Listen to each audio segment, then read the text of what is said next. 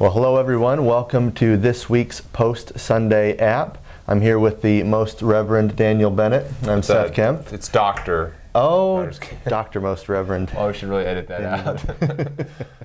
Well, Daniel, you finished up the First John series just yesterday. By God's grace. Yeah. Under a year. In a year you did it. And lots of verses to cover yesterday, or rather just the last verse of the whole book. Little children, keep yourselves from idols. Yeah. And so a lot of helpful things there, Daniel, on how to think about the idols in our lives and then how we should be getting rid of those at the end. Yeah. Covered that pretty effectively through talking about how they need to be eliminated passionately, constantly, and ruthlessly. But one question that might come up for people, Daniel, and I think we even talked about it a little bit in our care group last night, there are idols of our hearts that sometimes are in a lot of ways good things. Right. You know, things that we say they're not bad to pursue per se. So how do we ruthlessly get rid of those kind of idols? What's that look like? And if the idol is, like you said, something good, what does it mean to get rid of it? Right. Because let's say it's my idol is my children. Yeah. So, yeah. Now some parents might say, I definitely need to give these over to the babysitter for a little while because they're idols and I gotta get rid of them. That's true. So we're not talking about necessarily getting rid of the things themselves. We're talking about getting rid of the idols of the heart. So the object itself, Paul says this in 1 Corinthians. It's nothing. We know that idols are nothing. So the object itself isn't anything. Mm-hmm. It's our heart attitude toward it, and that's what we're talking about when we say we're getting rid of the idol. We're not getting rid of an object necessarily, or a person or a job. We're getting rid of our heart attitude toward it. So, for example, let's. Oh, go ahead. No. Oh, okay. I'm just listening along, enjoying this from the doctor. Yeah. So, I'm just.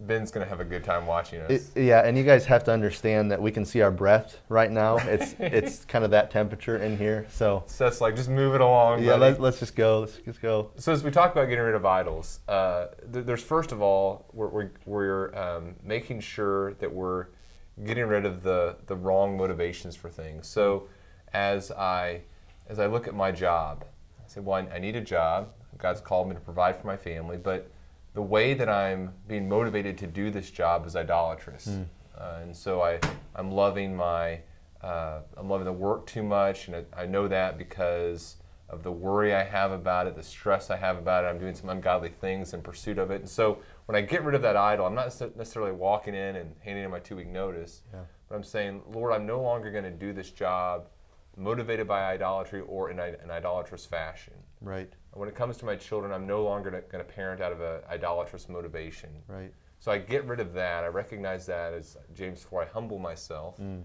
then the other part of that is I'm motivated towards something. I'm passionate about God. I replace that idol with worship of God because I have to worship something. Right.